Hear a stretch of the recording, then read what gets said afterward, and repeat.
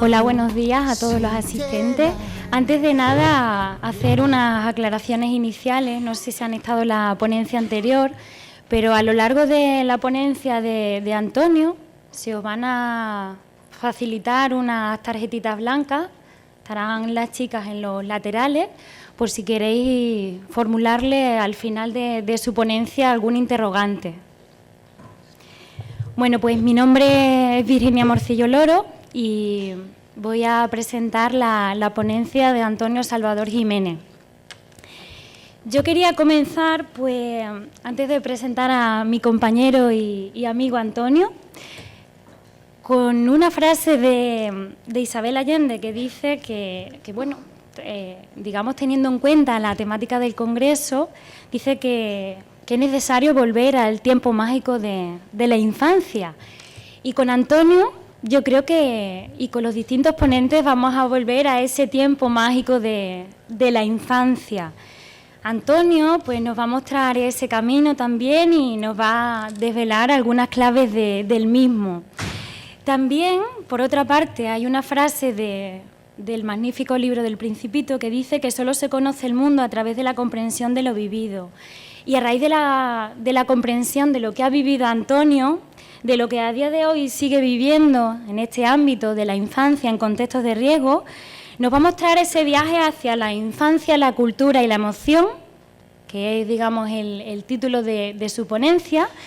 Son tres elementos fundamentales que bailan juntos, que se necesitan y que además interaccionan de manera significativa. Deciros de Antonio, pues, que es un profesional que ha dedicado la mayor parte de su trayectoria a la infancia en contextos de riesgo, que es doctor en psicopedagogía y además también maestro de educación primaria, que pertenece al grupo de investigación IDEO. Por otra parte, también desarrolla su labor profesional como docente aquí en la Universidad de Huelva y en la Universidad de Sevilla. Ha sido presidente, bueno, es presidente de la Asociación Infancia, Cultura y Educación. También ha ejercido como educador y como director en diferentes centros de protección de menores, también mediador intercultural con temporeros inmigrantes. Fijaros la larga trayectoria que él tiene. Y también su tesis doctoral, pues, está asociada a esta temática. En la actualidad centra su investigación en la infancia en contextos de riesgo y digamos que su currículum irradia por las numerosas producciones que tiene. Tiene centenares de artículos, entre artículos, comunicaciones, también libros, en numerosos, pues, congresos, jornadas, etcétera. Participa además en proyectos de investigación a nivel nacional e internacional. Algunos de los títulos más significativos de algunos de sus artículos pueden ser, pues, Menores en contexto de riesgo, estudios y reflexiones sobre prácticas educativas, Menores migrantes sin referentes familiares, pautas para la intervención socioeducativa intercultural y así un largo etcétera. Digamos que su currículum es muy amplio y también lo podéis encontrar en la página web. Pero más allá de su trayectoria profesional, yo también quería destacar de él, pues, esa labor humana que él tiene, esa calidez humana. Lo conozco como compañero y sé también las numerosas experiencias que él está llevando a cabo y hay una de ellas maravillosa y apasionante en un contexto que es Marruecos. Y también quiero destacar de él no solamente su labor profesional, sino también esa calidez humana que me consta que la tiene y que es algo que admiro de él. También he aprendido mucho de él en este tema y admiro el ámbito de la infancia gracias a las largas conversaciones que he mantenido con él también en el despacho. Y nada, simplemente terminar con una frase también de García Márquez que dice que en la educación de los niños lo único importante es encontrar el juguete que llevan dentro. Yo creo que son numerosos los profesionales que aquí nos encontramos, que día a día ponen su granito de arena, así como Antonio, para hacer que la luz que los niños tienen dentro, pues, les haga brillar. Y nada, yo creo que vamos a disfrutar todos de su ponencia, titulada, vuelvo a reiterarme, Infancia, Cultura y Emoción, un escenario internacional de formación. Así que yo creo que le podemos brindar un fuerte aplauso.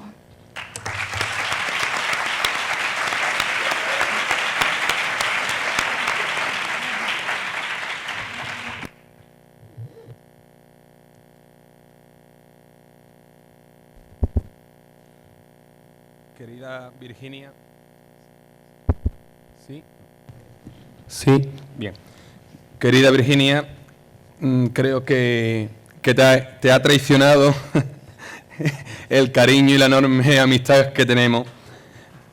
Pues no soy merecedor de tan lindas palabras en un día tan especial y emotivo en mi vida académica y profesional, en el cual me inunda, como no podía ser de otro modo, la emoción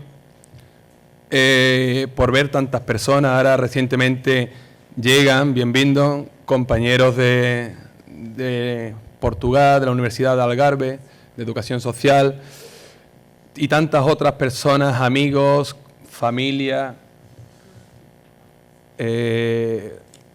compañeros de trabajo de estos proyectos de Marruecos, alumnos de mi querida Universidad de Huelva, tantas otras personas que sé que están a través de la red, y bueno, y dos grandes, ya uno lo había escuchado y fijaos el listón donde lo ha puesto, ¿no? Dos grandes del mundo de la acción social y de la infancia, como son Marco Marchioni y el doctor Barudi, presente en la sala. No sé por dónde comenzar, porque aunque traigo mi guión, como vosotros comprenderéis, pero claro, es complicado dar una ponencia en estas circunstancias, pero bueno, ¿quién me manda, no? ¿Quién me manda? Bueno, gracias a todos, a los chicos que están también presentes en la sala y que van a hacer de evaluadores,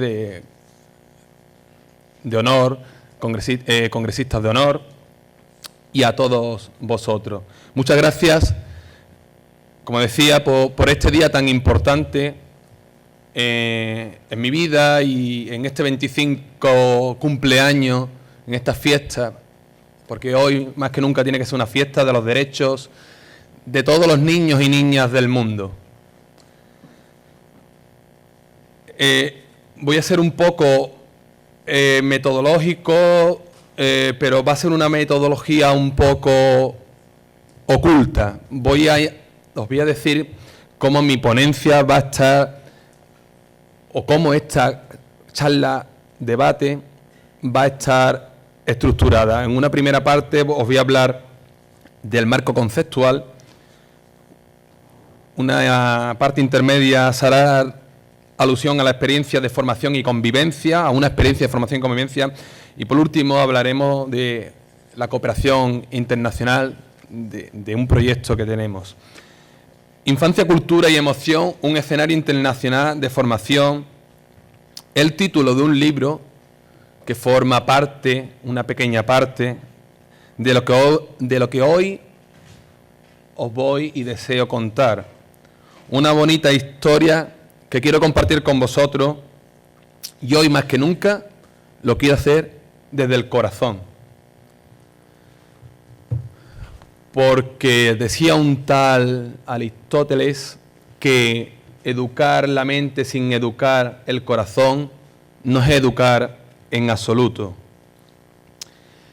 Y es que bien sabían los griegos que aprendemos no repitiendo de memoria, sino aprendemos haciendo cuando nos emocionamos. Porque como bien me enseñó mi querido, también presente en la sala, profesor y amigo Tomás Campoy, desde la inteligencia emocional, el rigor científico, profesional y académico no es incompatible con los sentimientos.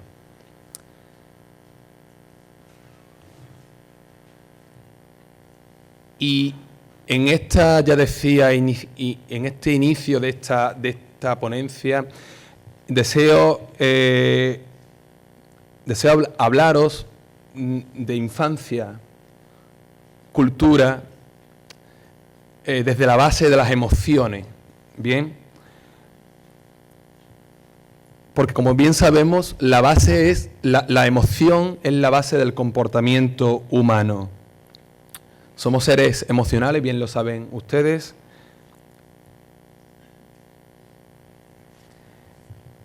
Y en esto de las emociones siempre sucede un debate que vamos a hacer me gusta un poco interaccionar con vosotros, así me siento más cómodo, y me gustaría preguntar, ¿pensáis que son las emociones universales o culturales? ¿Quién piensa que las emociones son universales? Que levanten la mano. 1, 2, 3, 4, no. ¿Quién piensa que las emociones son culturales? 1, 2, tampoco. Bien, pues todos hemos acertado. Y vaya a decir, bien, me va a decir que las emociones son universales y culturales. Las emociones son universales, es bien cierto. Lo que es cultural es la manifestación, la expresión de dichas emociones en determinadas culturas. Por ejemplo, vi una vez un programa en la televisión, un taller de cómo enseñar a sonreír a los chinos. ¿Y por qué? Porque culturalmente los músculos que desarrollan, que producen la sonrisa, no están estimulados. Fijaos, la emoción de la alegría. ¿Pensáis que la emoción de la alegría no es universal? Por supuesto, ¿verdad? Pero en determinadas culturas se manifiestan de distintas maneras, ¿no? Entonces, bueno, esa es la base teórica, lo poquito que quiero dar en esta ponencia sobre teoría que os voy a ofrecer. Y hay autores, Fernández, Zubieta y Páez, que hablan de unos componentes de 4 en concreto que definen el perfil emocional de una cultura en bajo o alto.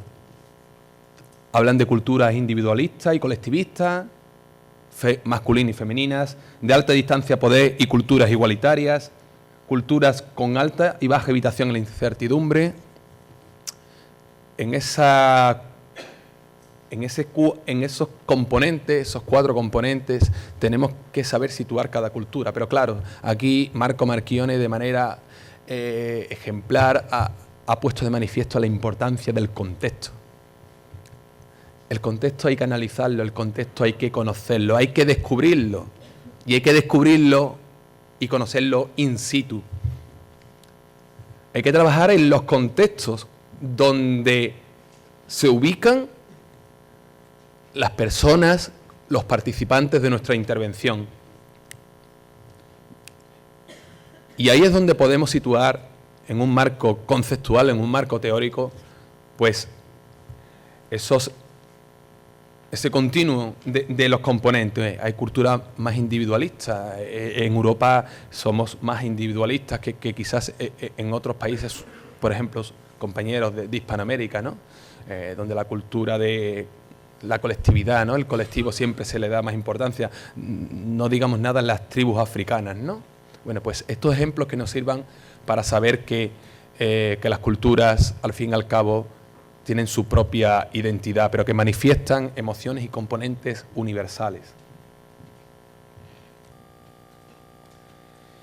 Y me gusta hablar, como bien decía la presentadora y moderadora de esta ponencia, Virginia, el educador y educadora cultural. Esto forma parte de mi tesis doctoral, la tesis doctoral que ya en su momento defendí. El educador y educadora cultural y emocionalmente competente es un profesional que conoce y sabe gestionar la primera acogida. Fijaos qué importante es una primera acogida. Por cierto, ¿cómo sentí en este congreso? ¿Bien? Me alegro. Lo importante que es, ¿verdad?, que cuando llegamos a un sitio por primera vez, un sitio desconocido, después de hacer tantos kilómetros, tengamos una acogida con calidez, ¿no? Y esto lo hablamos ya desde la proyección de los profesionales que trabajamos con chicos de otras culturas, chicos con el componente de migrante, porque están fuera de su país. Nosotros ahora, desde hace un tiempo, estamos interviniendo con chicos en su contexto. Somos nosotros los migrantes, somos nosotros los extranjeros que vamos a aprender de su cultura, su país. Los motivos migratorios, claro, y esto tiene mucho que ver con la parte final de la ponencia, porque no todo el mundo tiene las mismas aspiraciones a la hora de emigrar. Los duelos.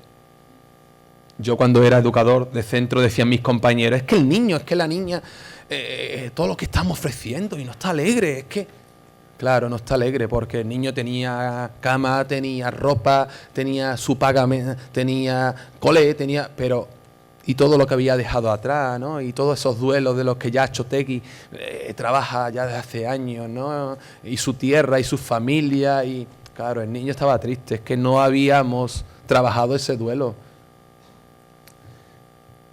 La práctica religiosa, y cuando hablo de religión voy a hablar del cultivo de la espiritualidad de la persona, ¿bien? No me gusta que confundamos los términos.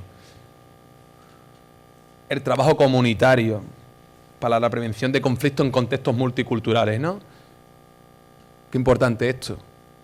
Me decía una jefa de servicio de Cataluña. No, muchas gracias por su aportación. Ya hemos solucionado el problema en un pueblo, no lo voy a nombrar, de Barcelona. Los vecinos se habían echado a la calle porque los chicos, por lo visto, eran un centro de menores migrantes. El pueblo no estaba de acuerdo con los chicos y desde la institución, desde la administración pública, habían solucionado el problema. Digo, pues me alegro mucho. Y me comentan compañeros míos de allí, sí, Antonio, ya la han solucionado el problema. Han cerrado la puerta principal, han hecho una puerta por detrás y un patio para que los niños fumen en el patio y no tengan que salir fuera para... Digo, esto es realmente el trabajo comunitario, ¿no? Cerramos una puerta, abrimos un patio trasero y ya está, ya no hay problema porque los niños no salen, ¿no? Ejemplos para que entendamos de qué estamos hablando. La orientación vocacional, académica y profesional, ¿no? Es decir, vamos a partir de la base de lo que los niños ya saben, de lo que ya traen esos aprendizajes tan ricos, ¿no? El niño no viene de cero, ¿no? Todo esto a nivel cultural siempre, a colación con la temática de esta ponencia. La legislación en materia de infancia y extranjería. Y hoy en un congreso que conmemora los derechos de la infancia, es que como profesionales tenemos que saber los derechos y como ciudadanos de los menores, de los niños y sobre todo también en materia de los niños que son ciudadanos de otros países. Porque esa famosa pirámide de Kelsen del ordenamiento jurídico, si hay aquí algún compañero de derecho, la mayoría de las veces esa pirámide la tenemos invertida. Prevalecen más las ideas geniales del último de la pirámide que la propia Constitución española y los tratados internacionales, ¿no? Y claro, y cuando a mí como educador me dice, no, es que esta niña no se puede acoger aquí, bueno, me han dicho que esa niña no se puede acoger aquí. Claro, y es que se están saltando todos los...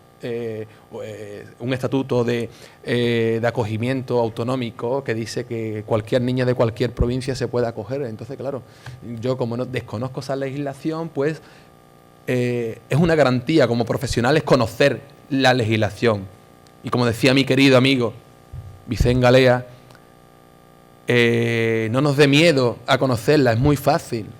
No la dejemos siempre en manos, que los juristas sean los que la tengan que llevar en caso de ser necesario a los tribunales, pero que nosotros seamos el primer elemento, el primer eslabón de la cadena para identificar una situación de vulneración de los derechos fundamentales de los niños y niñas.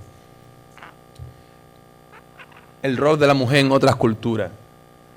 Qué importante es, o qué fácil es hablar de mujer, de la cultura de la mujer en otros países, y cuando vamos a estos países dices, madre mía, no me atrevo más a abrir la boca, porque estamos viendo mujeres manifestándose en su propia cultura.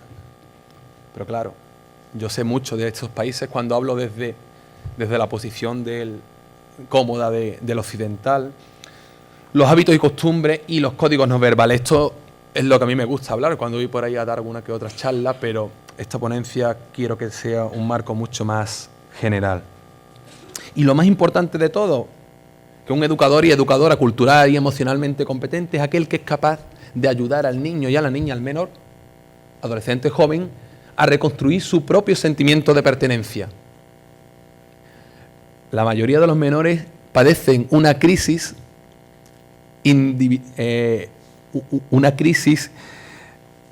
personal y social, una crisis de identidad personal y social promovida por la rápida incorporación de la cultura y la religión al mundo moderno. Bien, por un lado tienden a conservar sus tradiciones que conforman su propia idiosincrasia, pero por el otro lado se sienten atraídos por la modernidad de la sociedad occidental. Entonces, en un símil físico, si ustedes me lo permiten, esto es la lucha de fuerzas centrípetas que tienden al interior de la Tierra contra la fuerza centrífuga que tiende hacia el exterior. Pues ahí es donde nosotros tenemos que ayudar a los menores a que realmente, como Amina Vargas, psiquiatra Amina Vargas dice, en esa identidad múltiple, no, compleja, es donde tenemos que ayudar a que encuentre su camino, su lugar.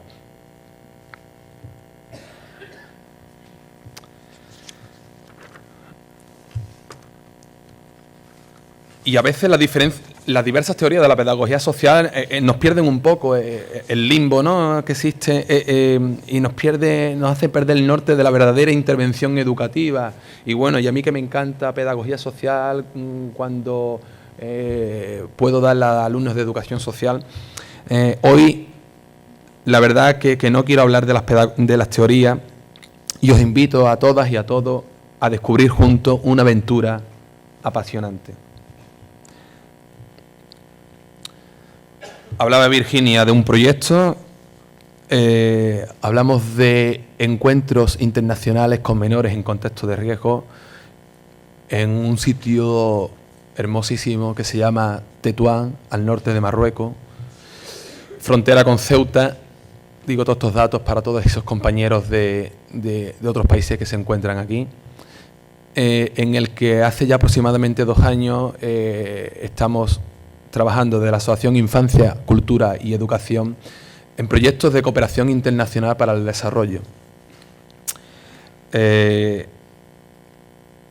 Como bien decía al principio, consideramos oportuno trabajar en el contexto de procedencia para conocer mejor a los niños y así comprenderlos mejor.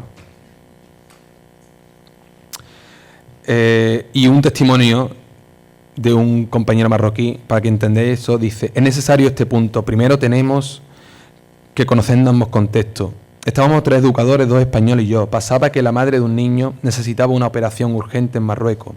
Este niño tenía 1.200 euros ahorrados y quería enviar todo su dinero a la madre. ¿Le dejamos que un niño sacrifique todos sus ahorros para solucionar este problema? Para los españoles era injusto. Ni el 20% de este capital era posible. Mientras que para nosotros entendemos que para la cultura marroquí musulmana salvar la vida de una madre es todo, ya que en nuestra cultura la madre es sagrada, es todo, es algo grande.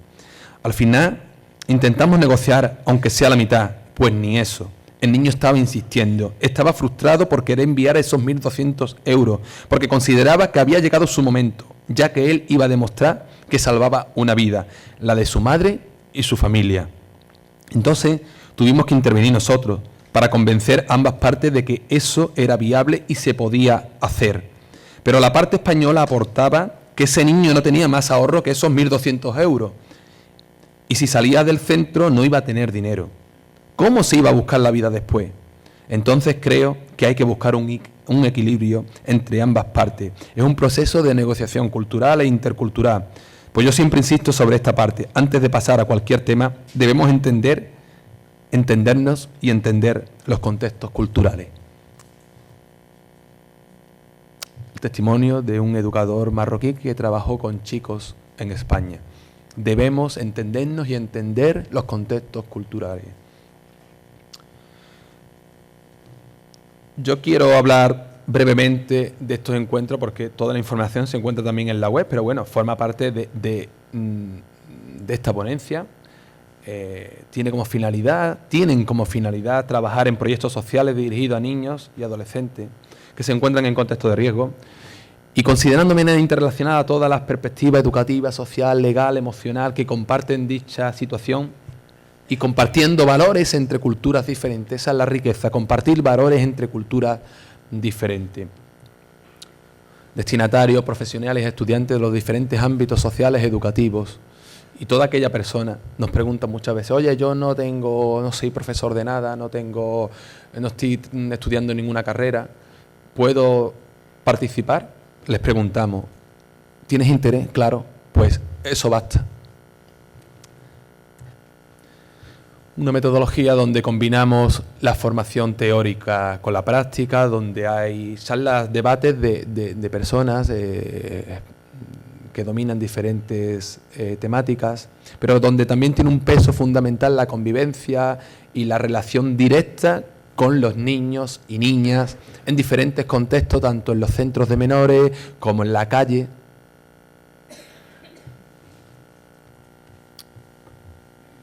Exponemos diferentes temas y debatimos el sistema de protección de la infancia en Marruecos, programas de intervención con niños de la calle, menores sin protección en Europa, las emociones en la infancia a través de actividades físicas y expresivas, competencias culturales y emocionales, orientación en el diseño de proyectos sociales y expectativa y realidad del menor en contextos de riesgo.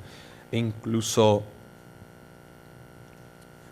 en el 7º encuentro previsto para fin de año, lanzamos temas nuevos como nuevos contextos, nuevas configuraciones familiares en el Mediterráneo, promoción y activación de la resiliencia en la infancia en riesgo, diseño y desarrollo de proyectos sociales desde una perspectiva de reconceptualización de la cooperación internacional, mediación intercultural, papel de educador con menores de otra cultura, cooperación internacional, el trabajo de la asociación en el norte de Marruecos y los imaginarios sociales que tan importantes son en torno a las migraciones de jóvenes y menores en contexto de riesgo. En estos encuentros utilizamos algo que hace años no existía, las redes sociales, y gracias a Facebook mantenemos contacto de manera asidua con los chicos con los que tenemos estas experiencias. Hablamos de cerca ya de 200 personas que han pasado a lo largo de los 6 encuentros y con los cuales, porque ese es el gran poder de la red social, que la red social hoy día contribuye a eliminar esa brecha digital y nos pone en comunicación a personas de diferentes lugares del mundo y también a personas que hablan diferentes lenguas, y es una oportunidad de aprendizaje lingüístico. Ellos, por la necesidad de comunicarse, aprenden un poquito más de español y nosotros aprendemos, somos para esto más torpes, un poquito más de dialecto árabe marroquí. Y ese es el libro que, como decía al principio, habla de estas experiencias, de las 5 primeras experiencias: infancia, cultura y emoción. Tiene 4 capítulos y hace alusión a todas estas temáticas que ya he nombrado anteriormente en los encuentros. Es un libro en el cual se escribe, como en su introducción también indica, desde el corazón, ¿no? Porque nuestra intención, aparte de ser compañeros académicos, nuestra intención no es tanto académica como en este caso era más social, ¿no? De difundir nuestra experiencia.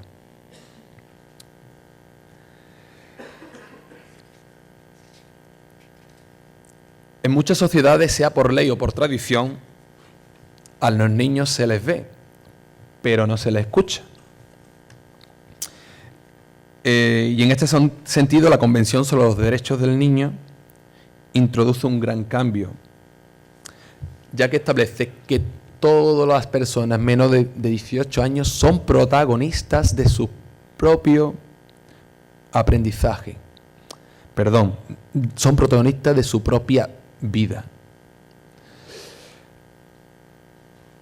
Por lo que deben participar en todas las decisiones que le afectan. Bien, y yo pienso que al igual que en este congreso lo estamos haciendo, y nuestros congresistas de honor ya dirán en la clausura qué le ha parecido lo que los expertos en el ámbito de la infancia a nivel internacional hemos dicho sobre ellos, desde su posición de adolescente y de jóvenes. ¿Qué le parece nuestras ideas? Bien, los vamos a escuchar, no solamente los vamos a ver. Ya esta mañana Andrea la hemos escuchado. Al igual hemos hecho en cada uno de los 6 encuentros que hemos tenido en Marruecos. Y de sus ideas y del trabajo, de sus inquietudes y del trabajo, como decía el pintor universal Picasso, la inspiración no existe. O bien decía, la inspiración existe, pero te tiene que venir trabajando. Pues con la inquietud de los niños, con esa inspiración que nos daban y con el trabajo de los profesionales, nació el proyecto que hoy os quiero presentar. Proyecto de inserción sociolaboral con jóvenes en contexto de riesgo. Este proyecto tiene como base fundamental, este proyecto tiene dos pilares fundamentales. Por un lado, ni uno más ni menos importante. Por un lado, un proyecto empresarial como base financiera de un programa de formación. Un programa de formación que estamos a punto de iniciar en Tetuán, con 15 jóvenes en contexto de riesgo, chicos y chicas. Durante 6 meses vamos a darle una formación en cuestiones de hostelería y un complejo con colaboración de un inversor privado, un complejo que va a dar la oportunidad para que estos chicos puedan desarrollar su proceso de inserción socio, el matiz laboral. No solamente vamos a darle a los chicos una oportunidad de trabajo, sino también de que sepan gestionar una autonomía en su vida. Entonces, este proyecto, como comprenderéis, es mucho más completo que simplemente mañana empiezas a trabajar, empiezas a percibir un salario y empiezas a vivir de manera independiente. Eso no es posible cuando los chicos, y bien lo saben ustedes, cuando los chicos tienen toda una vida en la que no han sabido gestionar, en la que se les ha gestionado, ¿vale? En la que se les ha gestionado las cosas, pues ellos tienen que aprender a gestionarlo. Entonces, en función de los perfiles, si son chicos que viven con su familia, son chicos que viven en centros residenciales, o en centros de acogida, para que nos entendamos, pues habrá que gestionar de una u otra manera esa autonomía, ¿verdad? Bien. Y bueno, también lo que queremos conseguir en esta formación es un empoderamiento, porque realmente el darle un puesto de trabajo, esa es la excusa. Esa es la excusa, ¿no? De que el niño y la niña pueda tener, o de que el joven pueda tener un puesto de trabajo.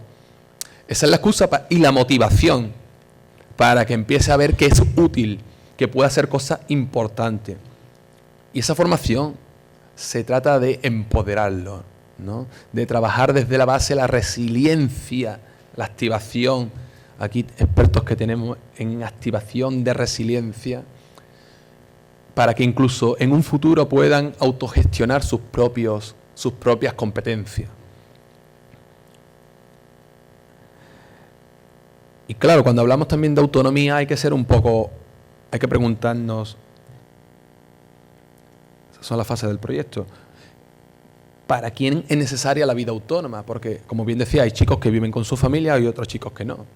Y aún así, ¿no? Y aún así, ¿qué grado de autonomía? No es lo mismo un chico que vive en su país, en su país de procedencia, donde las redes sociales, redes de contactos sociales, son mucho más potentes que cuando viven en otro país, ¿no?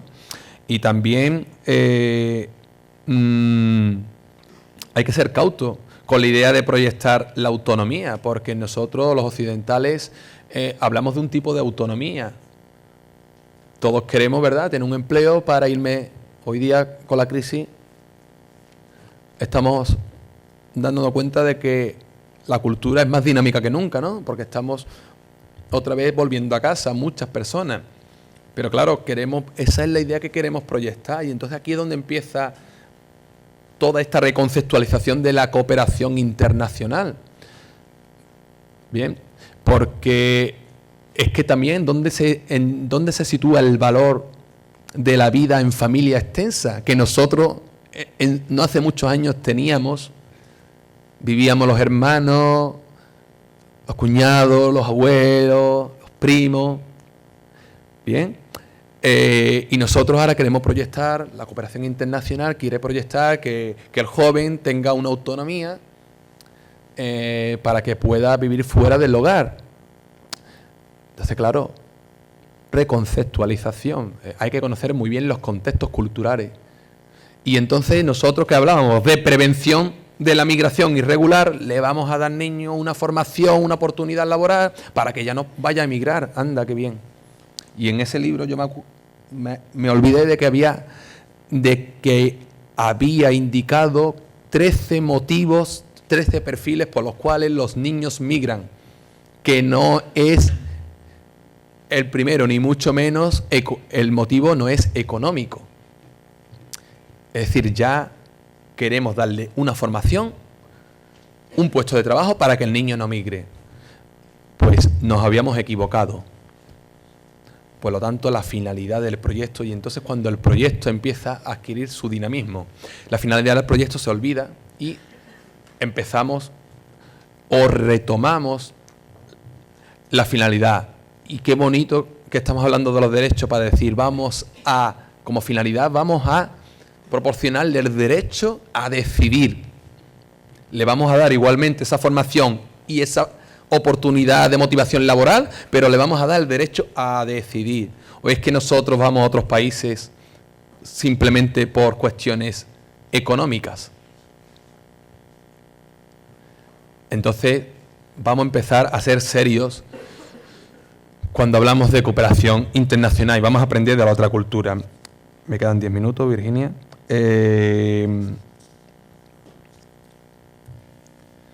Y empezamos también a dinamizar este proyecto. Ya algunos ven la fotografía y la identifican. Y este verano organizamos 2 campos de trabajo en Tetuán para dinamizar el proyecto social. Un concepto que yo cuando lo utilizo por ahí a algunas personas les suena un poco extraño, ¿no? Marketing social.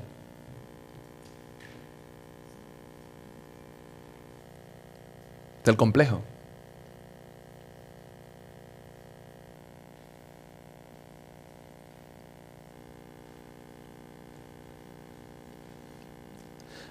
En la sala hay muchas personas que han participado en estos campos de trabajo.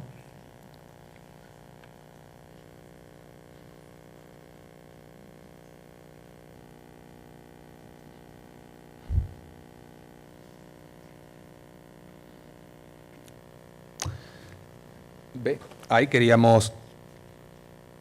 con eso queríamos continuar, ¿no? Con el análisis del contexto, ¿no? La reconceptualización de la cooperación internacional. Bien. Y entonces cuando esta frase la aprendí de Marco, era un dicho italiano, Marco, tú me corriges. Cuidado con no tirar al niño con el agua sucia, ¿no? Esto era la metáfora de las madres cuando bañaban a sus niños en los barreños de zinc, ¿no? Y cuando volcaba el agua después de bañarlo, pues cuidado que el niño no se caiga cuando se vuelca el agua, ¿no? Pues igual, cuidado con no tirar al niño con el agua sucia. Salvemos al niño. Salvemos al niño, él tiene que ser el único y el principal protagonista, ¿no? Y vamos a salvarlo de los agentes sociales y de los agentes políticos. Hay que tener cuidado con las ayudas y con las subvenciones, que a veces condicionan y perdemos el norte en las verdaderas necesidades. Y lo que es peor, en los principios y las ideologías de las entidades que trabajan, ejemplo claro, con infancia, y como me han ofrecido un gran proyecto, pues donde trabajaba con infancia, trabajo con tercera edad. Y diréis, ¿y por qué no? Sí es posible. ¿Por qué no, verdad? Pero el niño tiene que ser el principal protagonista. Y si lo tenemos claro, da igual trabajar con niños y con tercera edad. Y con tantos otros colectivos. Pero que no sea el principal protagonista otro tipo de intereses. Porque entonces, si una entidad no tiene su propia ideología, entonces sí que cuando a mí me hablan de todas son iguales, entonces sí que no tenemos argumentos para decir lo contrario.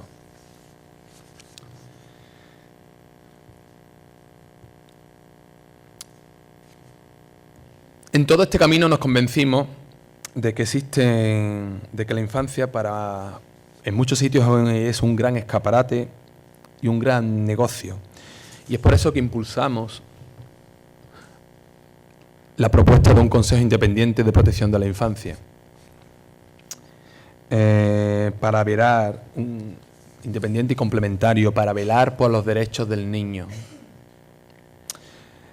Y también aprendimos en todo este camino, que esperemos que todavía sea largo, de un tal Albert Einstein, hace ya casi un siglo, que dijo que en medio de la adversidad siempre surgen oportunidades.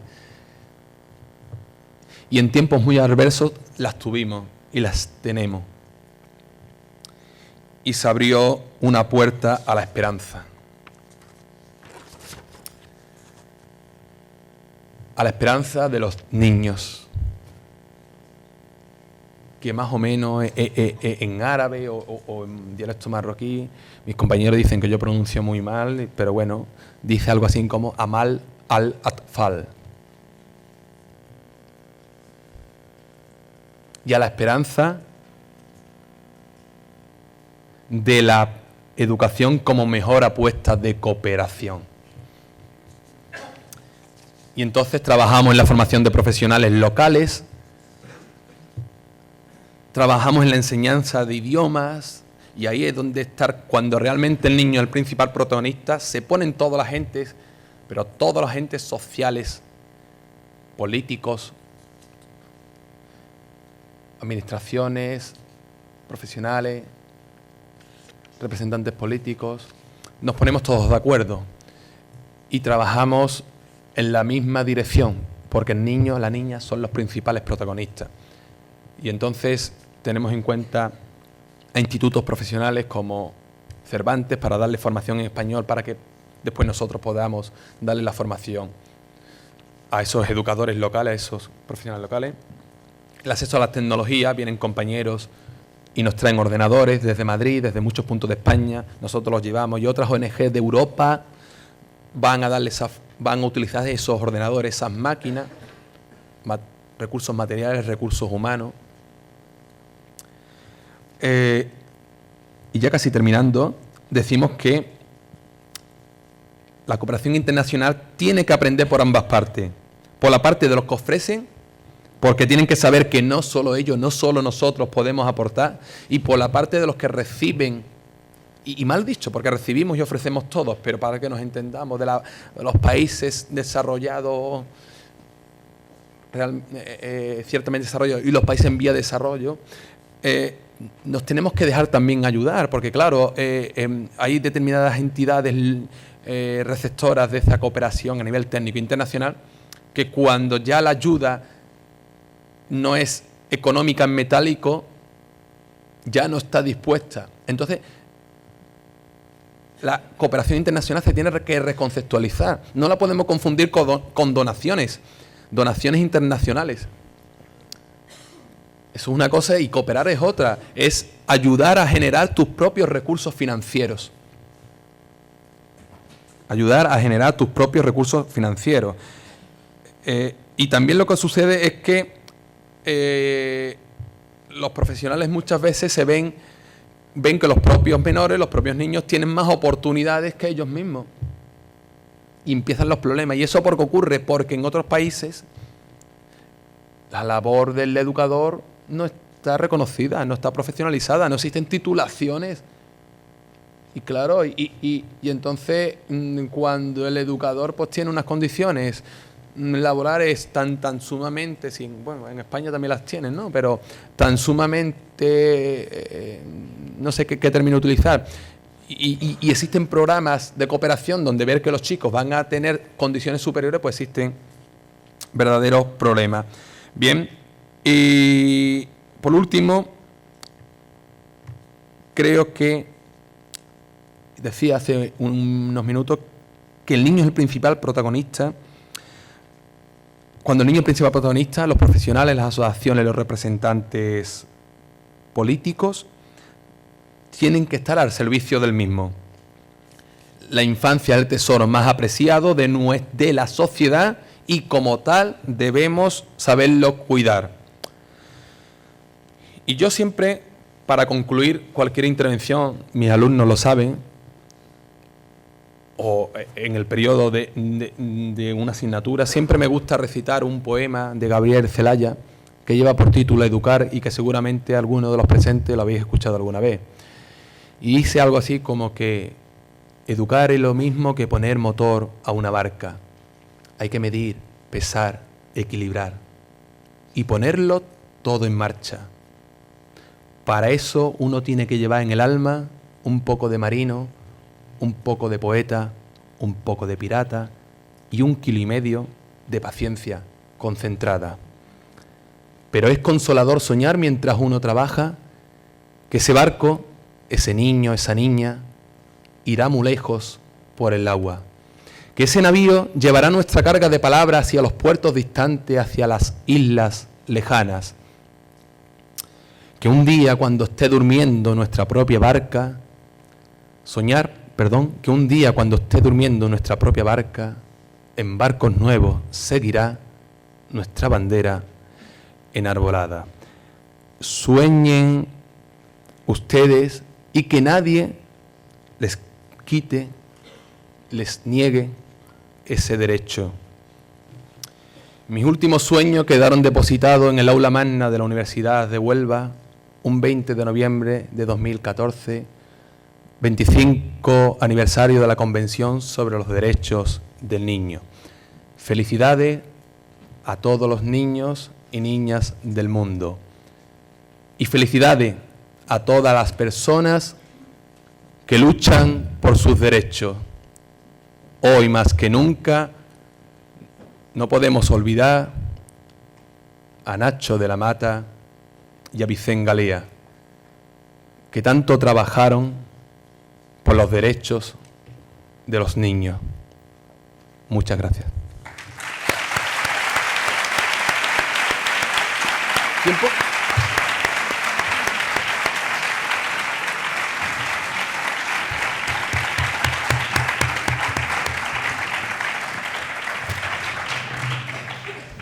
Muchas gracias, Antonio, por tus palabras. Ahora vamos a comenzar con la ronda de debate.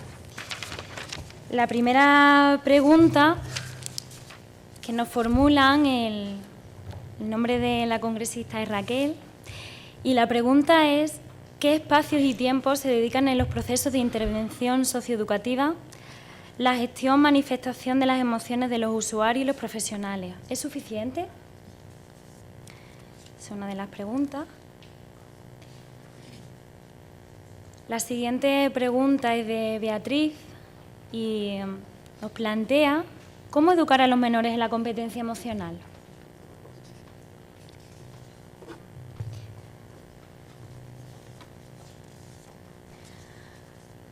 Otra de las preguntas es de María Luisa y dice así: ¿cómo se puede formar parte del Consejo Independiente de Protección a la Infancia?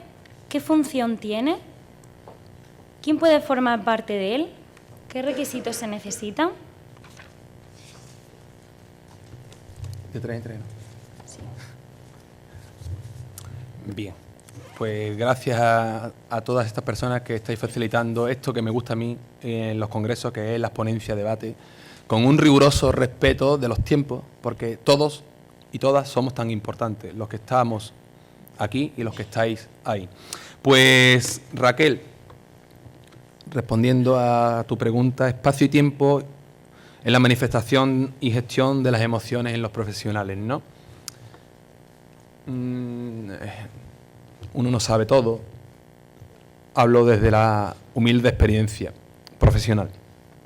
Cuando yo entré en un centro de menores, y hablo de menores a nivel cultural, ¿no? De menores de otra cultura, nunca me dijeron cómo tenía que intervenir con estos chicos, ni qué emociones había que trabajar, ni por qué estaban. Bueno, eso es lo de menos, ¿no?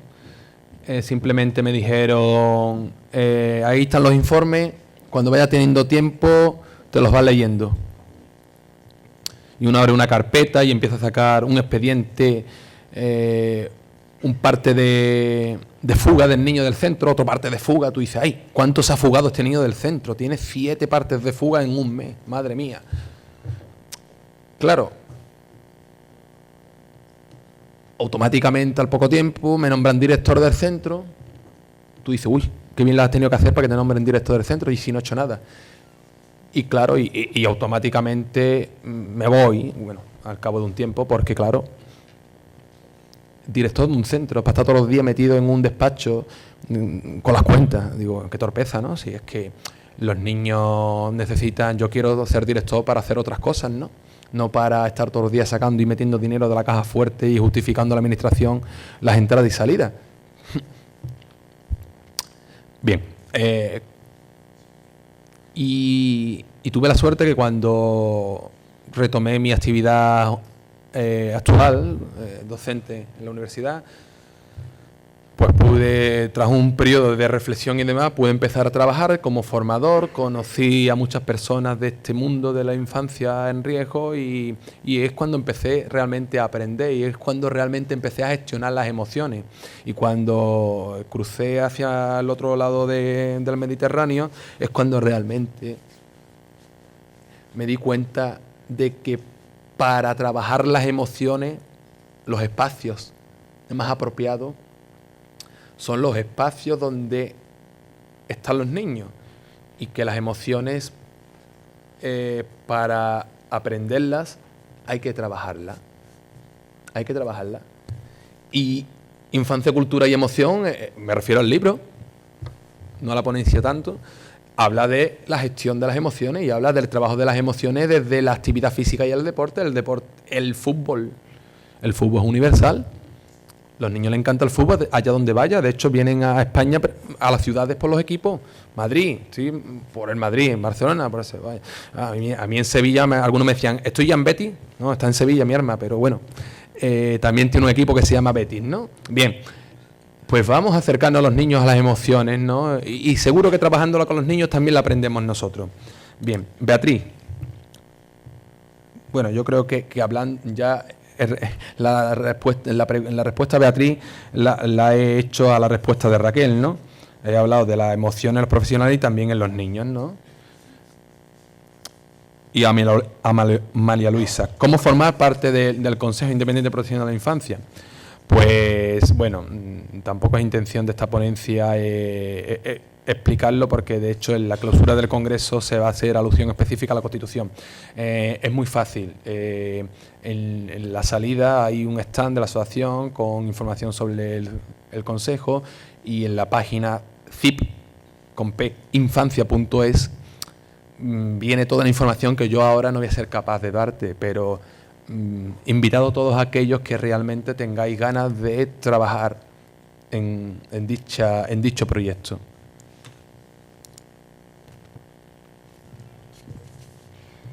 La siguiente pregunta es de Wafa. ¿Cómo se hace cooperación entre una cultura individualista y una colectivista, donde hay una alta distancia de poder? ¿Qué papel tienen los niños marroquíes en todo este proyecto? La siguiente es de Merche Montaner. ¿Cómo se puede hacer para que no se vulneren los derechos de los niños si cierran los centros de menores, si los padres no son conscientes de la obligatoriedad de la asistencia a los colegios y las circunstancias que, por desgracia, nos rodean ahora mismo? Y de Juan Leiva, te da la enhorabuena por tu ponencia, y la pregunta es: ¿cómo ves el futuro de la cooperación internacional en un momento de enormes recortes en lo público?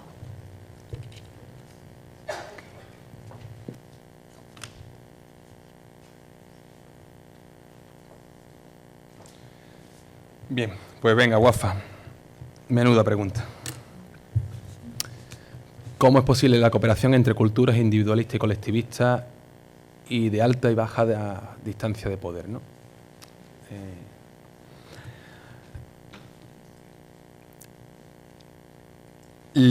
Tenemos que antes de empezar a decir, con esto quiero aclarar, nosotros descubrimos que podíamos empezar a hacer cooperación internacional cuando llevamos un tiempo formando teníamos intención de formar, conocimos una asociación local, estuvimos y después dijimos, anda, mi compañero que es experto en cooperación internacional dijo, pues esto es parecido a la cooperación, nos podemos meter por aquí. Sí, pues esto es cooperación, lo que pasa es que hay que ver los objetivos reales de la EFI, de esto, de lo otro. Va.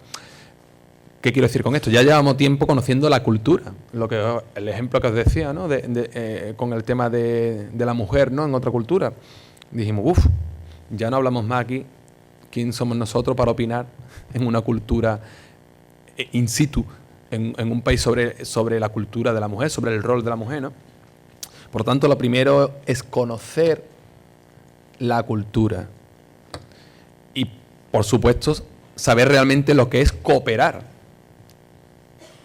Saber lo que es cooperar. Bien. Y ahí es donde viene lo más difícil. Individualista y colectivista, claro. Si nosotros nos movemos mucho a nivel individualista, que no confundamos ni con individual ni con individualizado, que son cosas diferentes, si nos movemos mucho a nivel individualista y queremos aportar en una cultura que se mueve mucho, me estoy yendo a los extremos para que entendamos mejor las cosas, a nivel colectivista, ¿cómo voy a intentar yo de proyectar mis conocimientos? Ejemplos. Queríamos crear en este complejo un espacio para que los niños no estén con los padres, porque los van a molestar, porque claro, un complejo es como un, ¿cómo se llama? Un resort, ¿no? Para los padres y en verano, en las tumbonas, y los niños que no molesten. Y me dice un señor sin ningún nivel académico, pero muy conocedor de su cultura, es que aquí los niños no molestan. Que aquí los niños están con los padres. Fijaos, ¿no? Qué ejemplo. Y ahora tú dices, sí, pero es que el interés económico, aquí viene el turista occidental, europeo, que es el que deja el dinero, porque esto es un complejo de turismo y aquí lo que intenta, ay Dios, ¿y qué es más importante?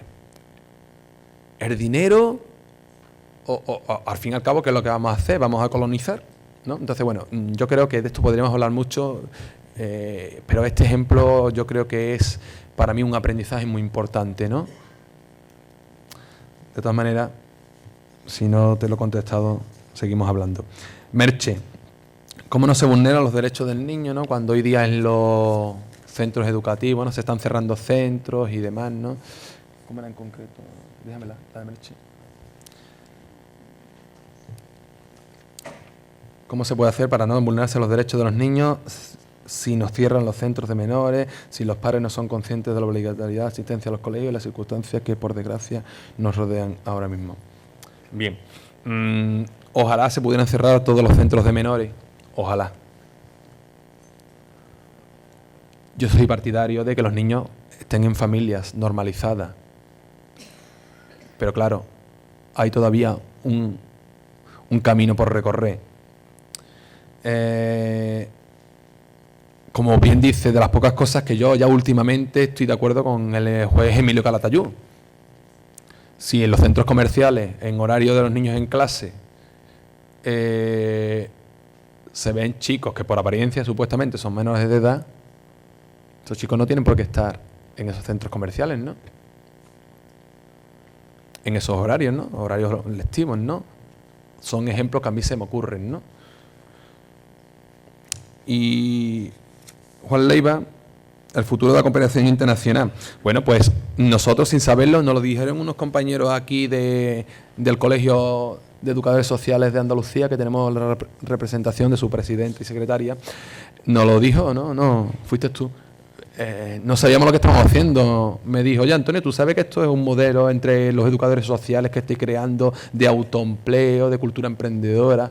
Digo, pues ya, es verdad, va por aquí, ¿verdad? Y por aquí también tengo una alumna, una exalumna de un máster en Sevilla, ¿no? De formación para el empleo, de que le hablé de este proyecto de emprendimiento. que lo estamos poniendo en marcha, ¿no? También con alumnos para poder emprender, ¿no? Pues esto mismo, lo que decía antes yo en la ponencia, ¿no? Sobre la cooperación internacional. Vamos a ayudar también a autogestionar los propios recursos.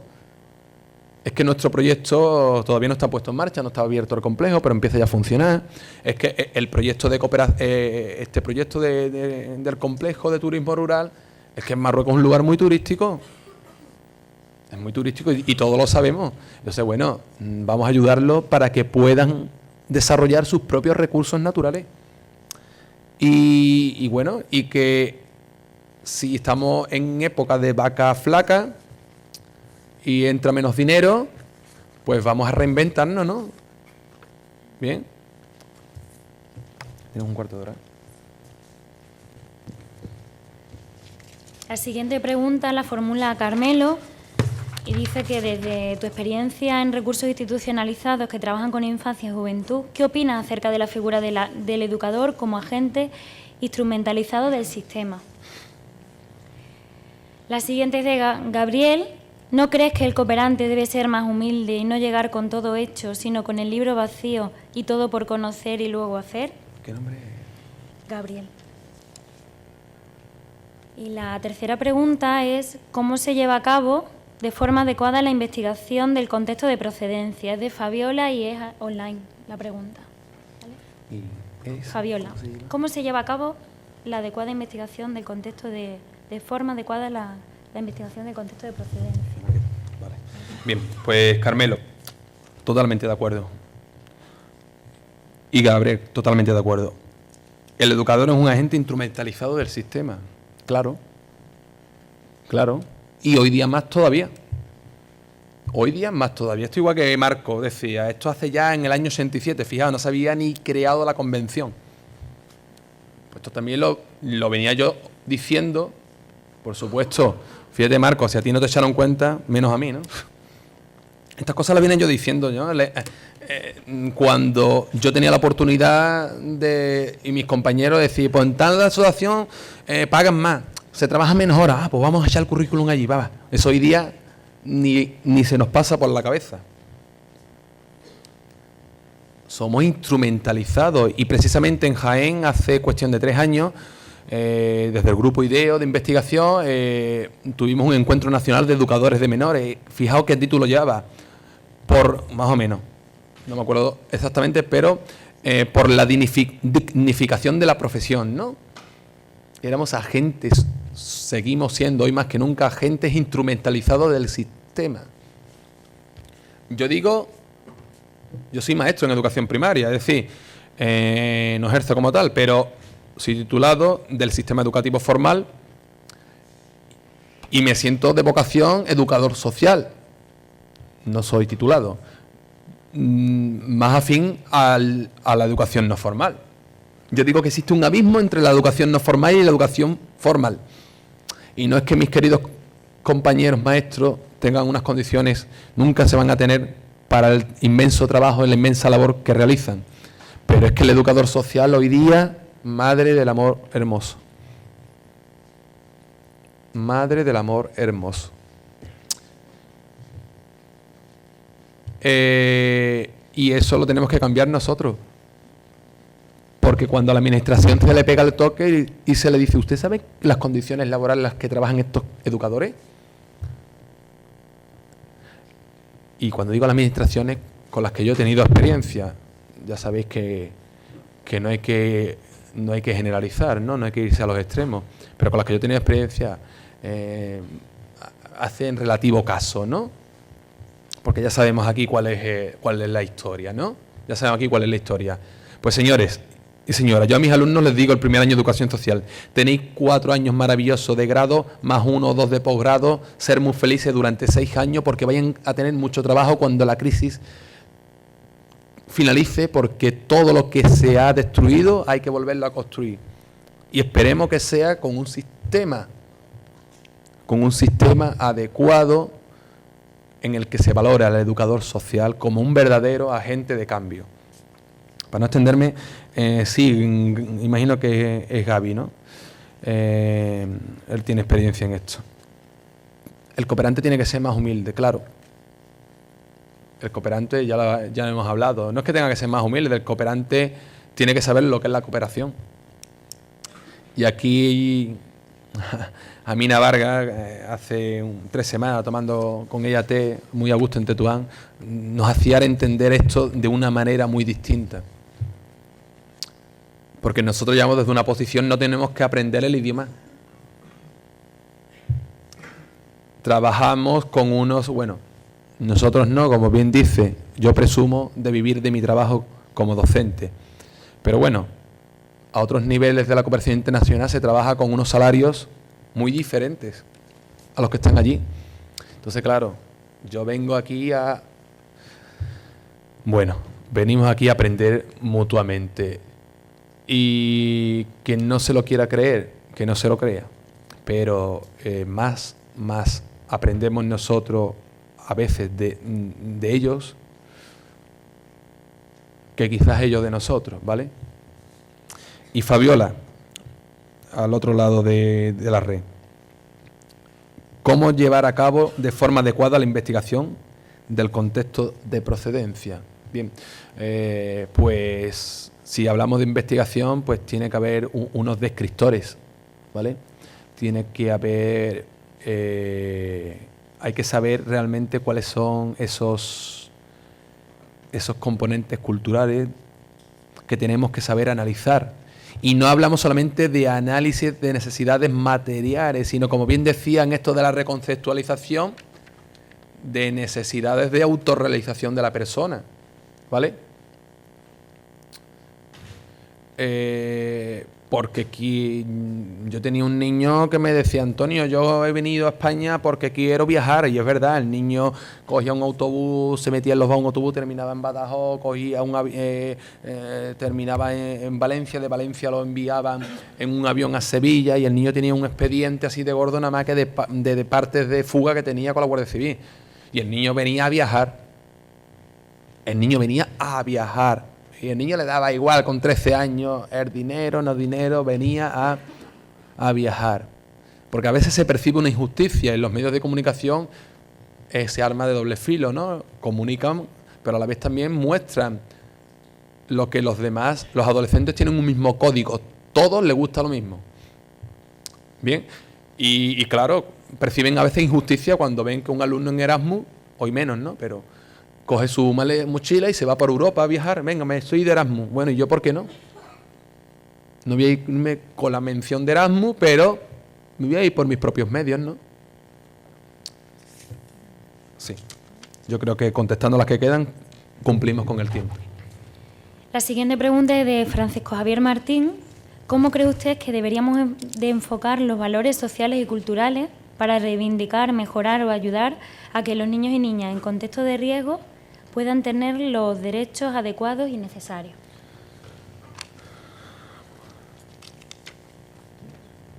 Y la siguiente es de Francisco, es de la Universidad del Algarve, a ver si lo entiendo. Dice: ¿el abuso sexual de crianza debería ser tornado público? Y es que no lo entiendo. ¿Cómo? No me lo hago. Pásaselo a Carolina. Bien, pues empiezo por Francisco Javier. ¿Cómo cree o cómo creemos que deberíamos de enfocar los valores sociales y culturales para reivindicar, mejorar y ayudar a que los niños y niñas en contexto de riesgo puedan tener los derechos más adecuados y necesarios? Bien.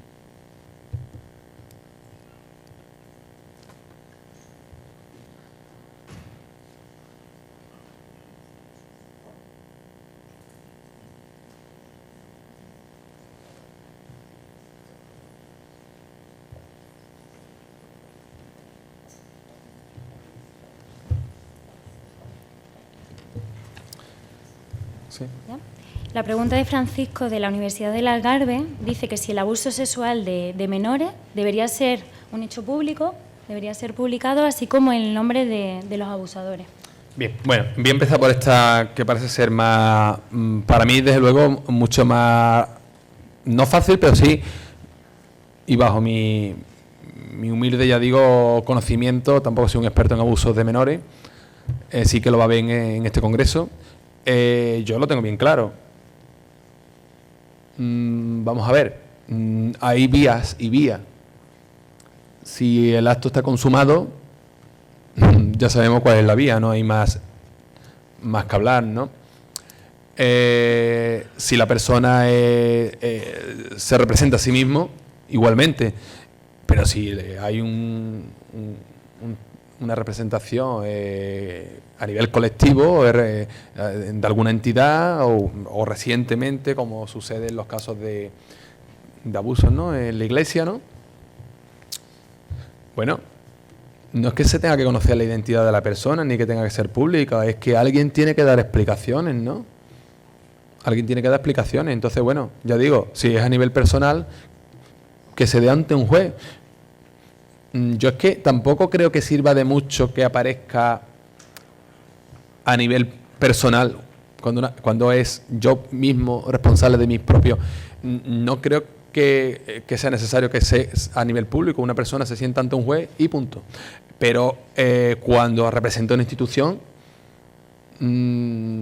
tampoco es necesario que fulanito se sepa, o sí. Únicamente que la institución tiene que ser responsable de las personas que tiene. Y ya está. Y bueno, ya digo, no soy un experto en estos temas y quizás a lo mejor un juez, como vamos a tener a Carlos Villagrasa aquí el sábado, tendrá evidentemente elementos y conocimientos más profundos que los míos para responder esta pregunta, ¿no? Pero yo creo que aquí no hay mucho más que, perdona Francisco que te pueda contestar de esta manera, pero no se me ocurre una mejor respuesta, ¿no? Yo ahí sí que lo tengo bastante claro. Y esta pregunta que parece que me crea un poco de, porque quiero acertar en la respuesta, por lo menos en la dirección que cómo cree que deberíamos de enfocar los valores sociales y culturales para reivindicar mejor o ayudar a que los niños y niñas en contexto de riesgo puedan tener los derechos adecuados y necesarios. Bueno, reivindicar los valores sociales y culturales. Para mí los derechos, es que no termino de entender bien la pregunta, ¿no? Vamos a ver, los valores no se deben de reivindicar, ¿no? Los valores se deben de trabajar. La mejor forma de adquirir un valor es a través de la práctica, ¿no? Un valor no se puede enseñar a nivel teórico, ¿no? Y un valor cultural, estamos en lo mismo, los valores son universales, ¿no?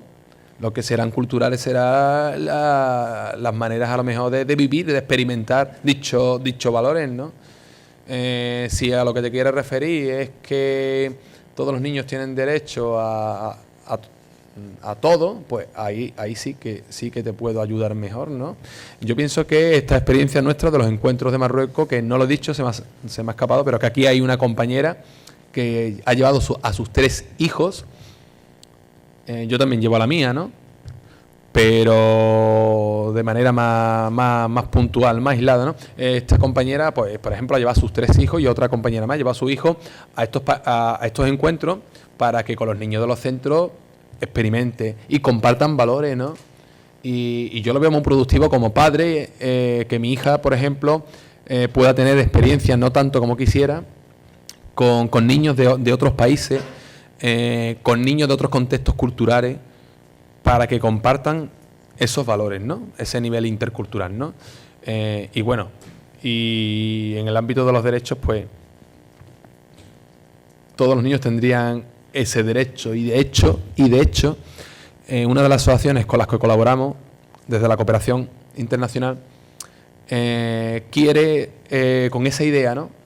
Quieren que exista un programa de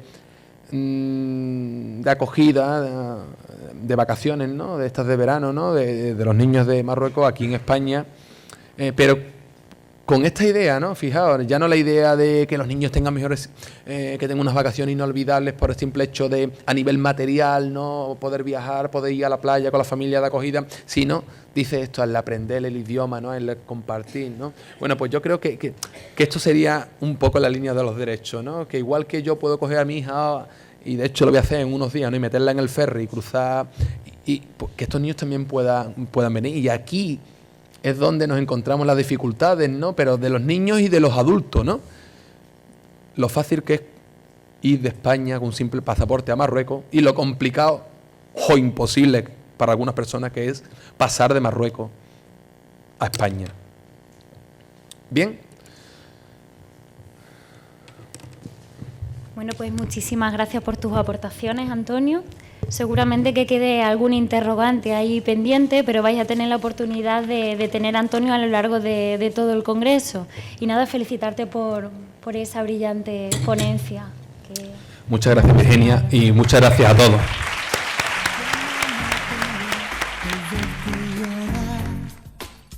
Toma mi mano, siéntela. Yo te protejo de cualquier cosa. No llores más, aquí estoy.